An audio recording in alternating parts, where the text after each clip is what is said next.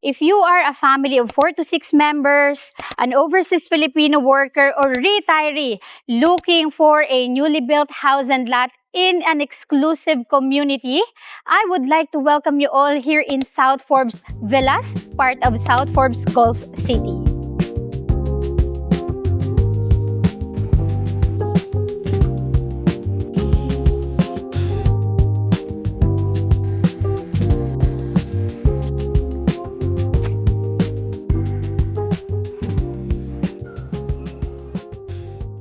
This property behind me has 184 square meters lot area and 226 square meters floor area. So it has 4 bedrooms, perfect for each family member kasi meron na tong own toilet and bath. We also have a parking that can fit 2 vehicle. Meron din tayong open layout for living and dining area. Plus, we have a spacious kitchen area. Siyempre, hindi mawawala yung ating daily kitchen or auxiliary kitchen and ang ating helper's quarter. So since it is a 4-bedroom house, meron na tayong room sa ground floor, perfect for our elders. So bago natin simulan yung pinakang house tour, gusto ko lang i-highlight that this project is very accessible. So we are accessible via Santa Rosa exit, Santa Rosa Tagaytay Road, Calax, and also Mamplasan exit going to SLEX. Plus, meron din tayo ditong easy access going to Tagaytay since we are already a part of Silang Cavite. Napakalapit na natin. And at the same time, if you are living with your family, meron kang kids or apo na nag-aaral, napakadaming schools and universities yung option natin. Unahin na natin yung De La Salle University, Laguna. We have Don Bosco, and around Nuvali, nandyan yung Miriam College, Xavier School, and also Everest Academy. Plus, for an international school, meron din tayong option.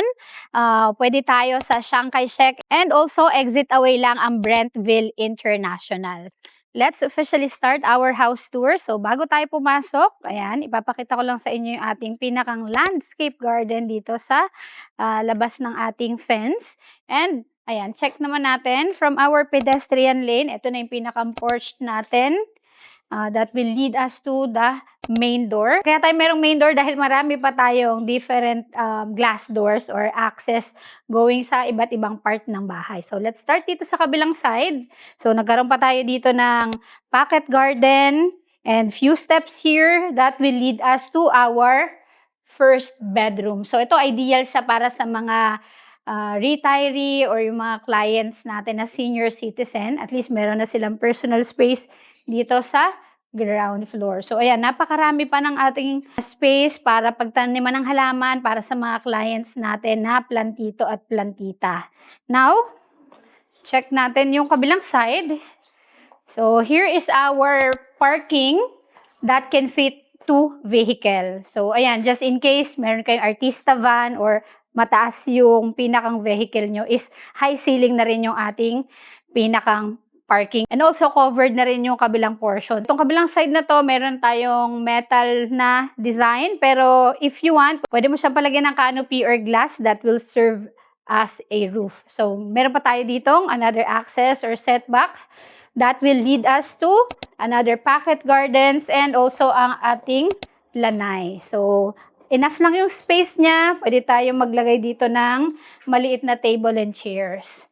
So, aside from your balcony, itong area na to, pwede ka ring magbasa ng books, mag-relax, drink your morning coffee, or talk with your family or friends.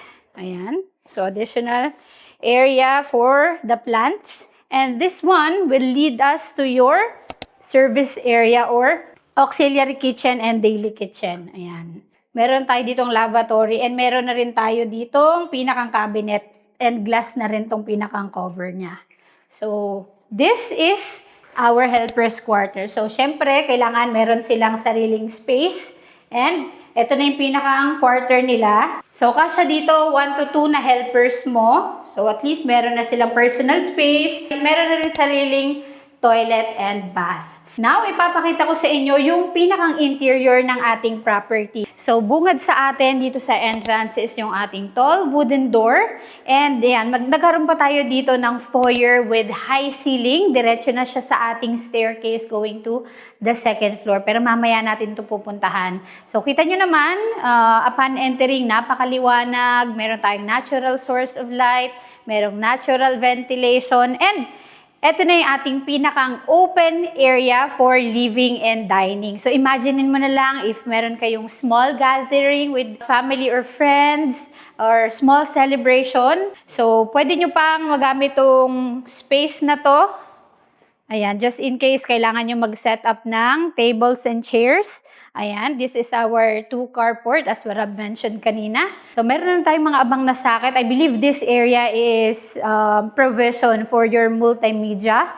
So, ayan, meron na tayong mga abang dito for your television or TV console. Meron na rin tayong included na split type air conditioner. So kung napansin nyo, bungad pa lang is napapaligiran na tayo ng malalaking windows and also glass doors. So yung railings natin sa hagdanan is also glass, pero yung pinakang handle niya is wood. So itong accent wall natin is akala mo design lang siya, pero meron tayo ditong hidden na powder room. So spacious na yung ating pinakang powder room. It comes with toilet, meron tayong sink, and meron na rin siyang installed na round mirror. So, itong pinakang window natin, syempre, mag-a-add na lang tayo dyan ng curtain or curtain blinds for privacy. So, ang maganda dito sa house na to is marami actually hidden areas. So, itong area na to, mukha lang siyang simpleng storage, pero meron pa tayo ditong hidden and additional storage sa loob na spacious na rin siya. So, meron na tayong install dito na light sa loob para siya dun sa mga cleaning materials natin para hindi sila masakit sa mata. So, yung mga fire extinguisher and yung mga vacuum cleaner and whatever you want to hide. So, ito na yung pinakang living area natin with center light installed. Meron na rin tayong drop ceiling, pin lights, and cove lights. And dito naman tayo sa another space. This is your dining area. So as you can see, meron na tayong wire na abang for the chandelier or the center light na preferred mo. So meron din tayo ditong another access going to our lanay. So ayan, yung lanay natin, ample naman yung space niya. Meron tayong pocket garden sa magkabilang gilid. And yung pinakita ko earlier na daily kitchen natin and also yung ating helper's quarter sa likod. So, punta naman tayo dito sa another area. This is our kitchen area. So, dark yung pinakang color theme niya or color palette. So, we have here our kitchen island. Meron na rin siyang bar stools na included. So, meron na rin tayong modern and minimalist chandelier. Plus, nagkaroon pa tayo dito ng mga cabinets sa ating center island. So, dito naman sa part na to, meron na tayong built-in stove for the range hood. Meron na siyang provision. So, depending on you kung ano yung preferred mo na brand. So, ito na yung pinakang space niya.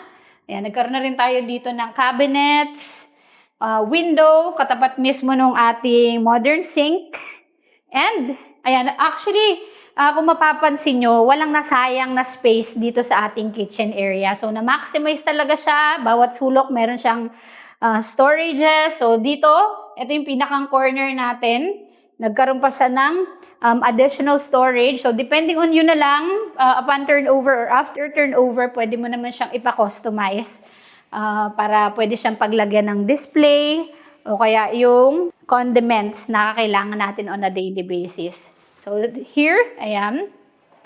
Actually, itong area na to, this can serve as your main pantry. Papa-installan na lang natin siya ng mga pull-out racks for easy access. So, we have here our built-in oven and stove. So, meron na rin tayo ditong two-door fridge na Samsung yung brand. Plus, ayan, nagkaroon pa tayo ng overhead cabinets. So, like what I've mentioned, bawat sulok netong kitchen is na-maximize. So, perfect siya dun sa mga clients natin na mahilig magluto, mahilig mag-prepare ng food for their family, o at least napakaaliwalas na netong space for you. So katulad ng na-mention ko, napapaligiran tayo ng glass door. So hindi pa rin natatapos. Meron pa tayo ditong additional glass door. Access natin going to the pocket garden and directly papunta sa ating service area or daily kitchen. So, ang maganda dito sa ating ground floor, aside from our hidden powder room and hidden storage, is meron tayong room dito sa ating pinakang ground floor.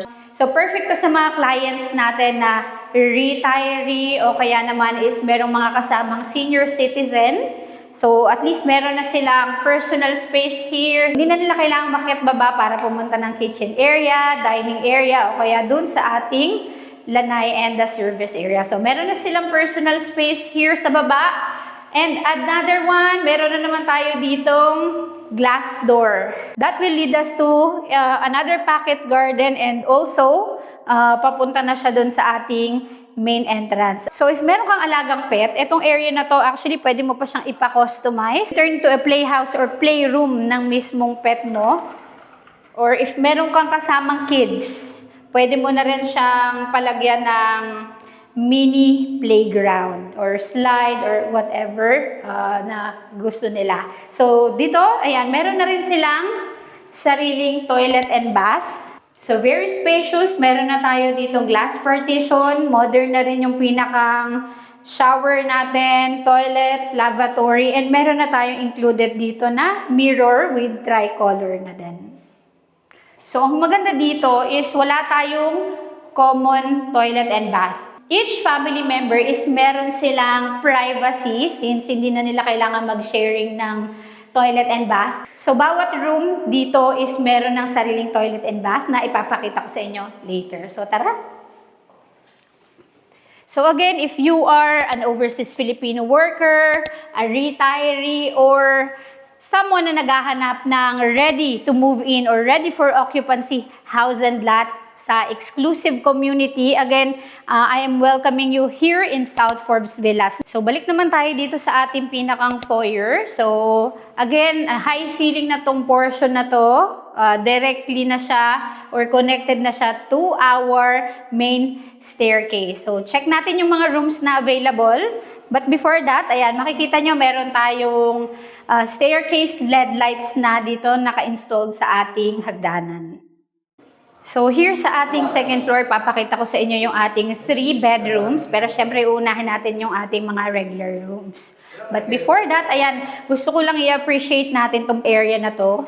So, from here up to dun sa pinakang unahang part niya is napapaligiran tayo ng malalaking windows. And dito sa part na to, meron pa tayong owning window for a natural ventilation. So, meron na rin tayo ditong installed na chandelier.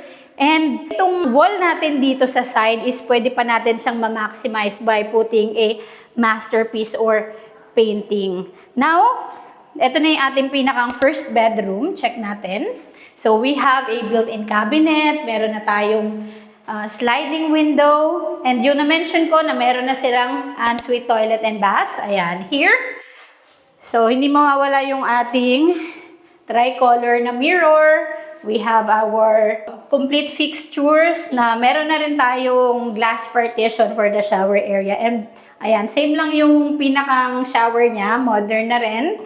Now, check natin yung ating second bedroom. Here is our second bedroom na very spacious din. Actually, halos magkasing size lang sila. Na iba lang yung pinakang layout ng ating built-in cabinet and also yung ating toilet and bath. So, ito yung ensuite toilet and bath niya. Complete fixtures din. Hindi mawawala yung ating tricolor na mirror, glass partition, and yung ating modern shower. Actually, isa lang yung pinakang materials na ginamit, lalo na sa ating shower area. And punta na tayo sa ating master bedroom. Here's the exciting part. Nandito na tayo sa ating master bedroom. So, bakit siya exciting? Kasi iba yung layout niya compared sa mga regular rooms natin. Plus, maganda rin and mas malaki yung pinakang toilet and bath. So, tara! So, here, nagkaroon tayo ng ating built-in cabinet. So, ito yung area natin is, ito na yung pinakang walk-in closet natin. I believe his and hers na rin siya. Ayan. And eto, nagkaroon pa tayo dito ng vanity area. Pero ikaw na yung bahala dun sa style ng mirror since marami nang nauuso na style ng mirror ngayon. At least, you have a freedom to choose kung ano yung itsura ng vanity area mo. So, meron na tayo ditong cabinet. So, ikaw na lang bahalang mag-add nung pinakang stool or pinakang chair. And ito na yung ating lavatory with horizontal na mirrors. So, ito is, ayan, meron na rin siyang LED light. And ito na yung toilet natin. And ito, spacious na with glass partition. So, iba na rin yung pinakang design ng shower dito sa ating master bedroom. And now, check natin yung bed area. So, here, ayan, kita nyo naman, napaka-spacious. Meron na tayong drop ceiling with cove lights and pin lights. Ang hindi ko pala na-mention is meron na rin curtain trails, yung lahat ng curtains dito sa kabuuan ng bahay. So, included na rin yung curtains na yan upon turnover. And, syempre, dito sa room natin, meron tayong clients na mahilig manood ng TV, mahilig manood ng series, movies. So, dito is meron na tayong abang for your multimedia or TV consoles. So, depending on you na lang kung ano yung preferred mo na size and brand ng television. And if you want, pwede rin naman na pinakang projector na lang yung i-install natin. Here is our spacious na balcony. So, nakita nyo naman, ayan, for reference, halos isang di pa yung pinakang lapad niya. And, ayan, pwede tayo mag-install dito pwede tayo dito mag-set up ng table and chair para if iinom ka ng morning coffee, magbabasa ka ng books, at least meron ka ditong additional space where you can actually relax and spend time with yourself. So, ayan, kita nyo naman paggabi is maliwanag na rin siya. Meron na siyang pin lights and ayan, meron pa tayong additional light dito. And also, ayan, meron na tayo ditong socket na abang. Just in case kailangan mong gamitin yung laptop mo, magcha-charge ka, hindi mo na kailangan pumasok dun sa pinakang bed area. And actually, that's the end of our house tour today. Balik tayo sa baba. And that's it for today's video. Once again, this is Joyce of JYS Property Investment. So again, if you are a family of 4 to 6 members, an overseas Filipino worker, a retiree looking for a ready-to-move in and newly built house and lot here in the South. Again, welcome ko kayo here in South Forbes Villas, kung saan napapaligiran tayo ng iba't ibang master plan development. So lahat ng pangangailangan ng buong family are just few minutes away, lalong-lalo na when it comes to accessibility. So again, this property has 184 square meters lot area and 226 square meters floor area, and our selling price is 25 million pesos. If you are interested and gusto mong makita yung mismong property, you can message me now at 63965 0759 571 through iMessage, Viber, and WhatsApp.